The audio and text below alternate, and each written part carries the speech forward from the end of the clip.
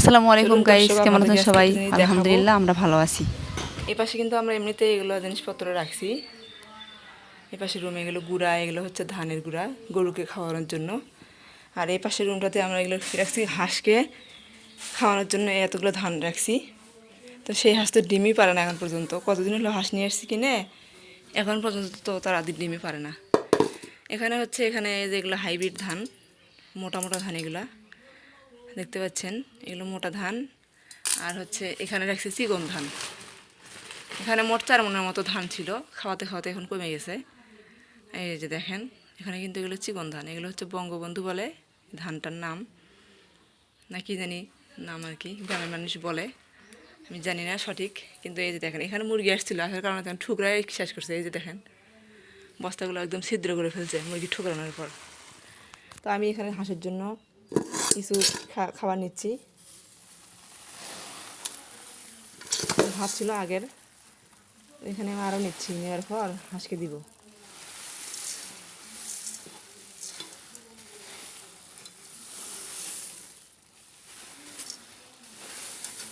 আমার হাঁস হচ্ছে মোটে 7টা। 10টা হাঁস ছিল, 2টা হচ্ছে মারা গেছে এমনিতেই অসুস্থ হয়ে। আর একটা আমরা হচ্ছে খাইছি রান্না করে।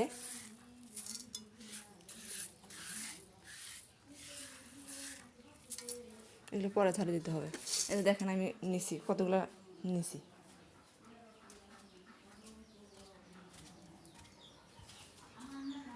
চলেন আমরা এখন খেতে দেবো। হাঁসের দরজা খুলি নেই সকাল থেকে, এটা খুলতে হবে দরজাটা।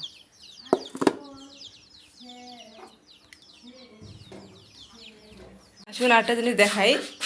এটা হচ্ছে যে বিছন বেশি হয়েছে এগুলো লাগানোর পর, এইটুকু বিছন বেশি হয়েছে। যেগুলো জমি আছে আমাদের বাকি লাগানো, সেগুলোতে লাগাবো। আরও কিনতে হবে কিছু, কিনে তারপর লাগাতে হবে। এগুলো দিয়ে হবে না, কারণ এবার যতগুলো ধানের বীজ ফলানো হয়েছে এগুলো দিয়ে এবার হচ্ছে পানির কারণে, বন্যার কারণে নষ্ট হয়ে গেছে।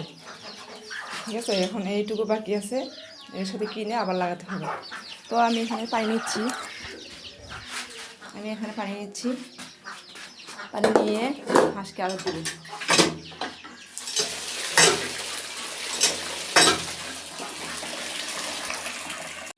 এদিক দিয়ে আমি আজকে কী রান্না করবো জানেন? কালকে বাজার থেকে এটা আনাইছি, মিষ্টি কুমড়াটা। আর হচ্ছে যেখানে কিছু বাজার করেছি, তো এটা আনাইছি, এটাই আমি রান্না করবো আজকে। মিষ্টি কুমড়া রান্না করব। অনেকদিন হলো মিষ্টি কুমড়া খাওয়া হয় না, আর বাচ্চারা মিষ্টি কুমড়া পছন্দ করে। ওরা করলা খাবে না, বেগুন খাবে না, তারপর হচ্ছে কি বলে পটল খাবে না। তো আমি সেজন্য এটাই আনতে বলছি, এটাই এনে দিছে আমাকে। তো আমি আজকে এটাই রান্না করব। দেখি কী দিয়ে রান্না করা যায়, মাছ দিয়ে, মাংস দিয়ে, নাকি ডিম দিয়ে। দেখি আমি এই মিষ্টি কুমড়া কী দিয়ে রান্না করি। আপনারা কিছু কমেন্ট করে জানান তো, আমি কী দিয়ে রান্না করলে আমার কাছে, মানে কী দিয়ে রান্না করলে ভালো লাগবে আর কি। আপনারা আমাকে অবশ্যই কমেন্ট করেন, ঠিক আছে? দর্শক দেখতে পাচ্ছেন, আমি এখানে রুটি বানানোর জন্য হচ্ছে খামির করে নিয়েছি, আর এখানে রুটি বানাচ্ছি। এই যে দর্শক, আমি রুটি বানাচ্ছি, দেখেন। মাঝে মাঝে রুটি গোলো হয়, আবার অন্য শেপও চলে যায়।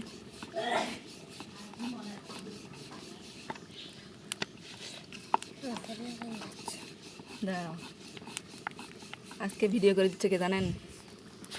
নড়াচড়া করো না, নড়াচড়া করো না, নড়াচড়া করো না। আজকে ভিডিও করে দিচ্ছে আমার মেয়ে, এই জন্য দেখেন, সেজন্য নড়তেছে মোবাইলটা। আজকে রুটি বানাচ্ছি, ওরা হচ্ছে নাস্তায় মানে টিফিনে নিয়ে যাবে স্কুলে, এই জন্য রুটি বানানো হচ্ছে। এই যে দেখেন রুটি,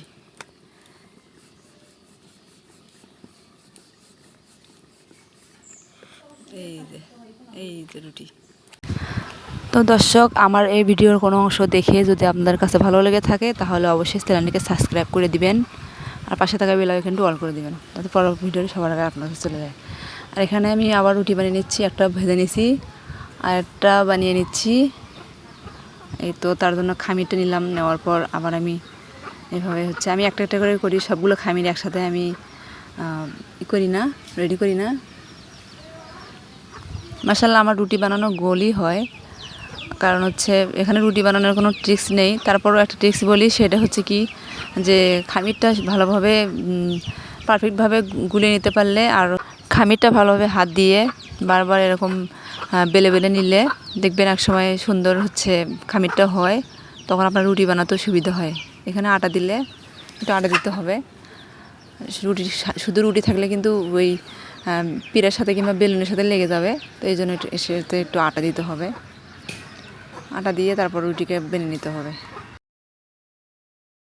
এই যে দেখেন মিষ্টি কুমড়ার তরকারি হয়ে গেছে।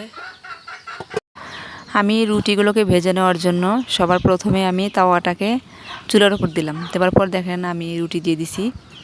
তো রুটি এভাবে ভাজার পর একটু হালকা উল্টাই দিব, দেওয়ার পর আমি এটা হচ্ছে শুকনো রুটি বানাচ্ছি না, এর সাথে আমি তেল দিব।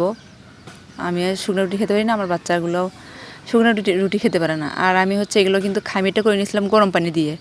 ঠান্ডা পানি দিয়ে খামির করলে হয় কি, রুটিটা যদি কিছুক্ষণ আমি রেখে দিই তাহলে অনেক শক্ত হয়ে যায়। আর যদি গরম পানি করে আমি খামিরটা রেডি করে নিই তাহলে কিন্তু আর শক্ত হওয়ার কোনো ভয় নেই। আপনি ইচ্ছা করলে সকালবেলা যদি রুটি বানান তাহলে কিন্তু রাত্রেও খেতে পারবেন এইরকম। তো আমি রুটিটাকে আমি উল্টাই নিয়েছি, আর এত জোরে জাল দিতেছে আমার মনে হয় আরেক পাশ থেকে পুড়ে দেওয়া এরকম অবস্থা হয়েছে আজকে। তো আমি ভেজে নেওয়া হলে আমি তেল দিব, তো তেল দিচ্ছি। তো গাইস, আমার ভিডিওটা আজকে কেমন লাগতেছে অবশ্যই কমেন্ট করবেন। আর আমি ইউটিউবে নতুন, সেটা সবাই জানেন, কথা বলার ধরন, তারপর হচ্ছে কাজকর্ম, আমি অভ্যস্ত নই। ভিডিও করতে গেলে আমার কাজের দেরি হয়ে যায়।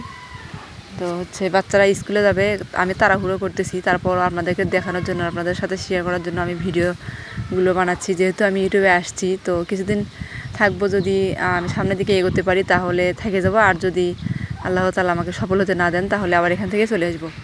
তো গাইস, তো দেখতে থাকুন। আমার রুটিটি ভেজানো হয়ে গেল। তারপর হচ্ছে এখন আমাদের গরুগুলো কিরকম শুয়ে আছে, শুয়ে রেস্ট করতেছে। এই যে তিনজনকে একসাথে বাঁধে রাখছি, যে পরে এই যে দেখেন তোহামন স্কুলে যাচ্ছে, তো সে তার ভাইয়া টিফিনটা হাতে নিছে, কারণ তারা দুজন একসাথেই যায়। ওর ভাইয়ের সাথে সাইকেলে চলে যায়। তো এই হচ্ছে এদিক দিয়ে যাচ্ছে, ওর ভাইয়া আসতেছে ওই দিক দিয়ে। যাও স্কুলে গিয়ে ভালো করে পড়াশোনা করবা, ঠিক আছে? হাতের লাগাইগুলো ভালো করে লিখবা। এই যে দেখেন, এটা আমাদের জমি, এই যে এখানে বন্যার পানিতে তলে গেছিলো, এই যে এখন একটু পানি হয়েছে। আর দেখেন এত হাঁস, হাঁসের অভাব নাই। এই জায়গা মাছ ধরছিলা? মাছ পাইছো কই? তুমি তো মাছ ধরতে পারো না। যাও পিছলা রে বাবা, পিছলা রে বাবা। রাস্তা দিয়ে আসিনি, শর্টকাট রাস্তা দিয়ে আসলাম। ওই যার ভাইয়া চলে আসছে, ভাইয়ের সাথে সাইকেলে চলে যাবে।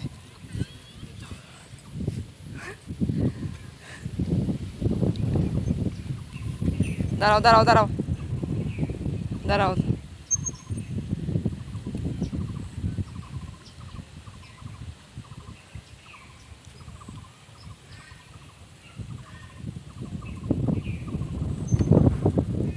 যাও, যাক ওরা চলে গেল। প্রতিদিন এভাবে ওরা দুইজন যায়।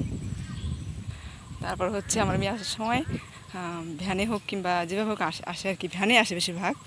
তো আমার মেয়ে সাইকেল আছে, ও তো সাইকেল চালাতে পারে না, এত শেখানোর চেষ্টা করলাম, শিখতে যাই হুট করে মানে অসুস্থ হলো, তখন আর সাইকেল চালানো শেখা হলো না। তো সাইকেল চালানো শেখাটা জরুরি দরকার, কারণ সে স্কুলে যায় ভাইয়ের সাথে, কিন্তু আসার সময় কিন্তু একা আসতে হয়। ওর ছুটি হয় হচ্ছে 12টা, 12:30টার দিকে, একা আসা লাগে। এই যে দেখতে পাচ্ছেন, এগুলো জাম গাছ, এগুলো আম গাছ।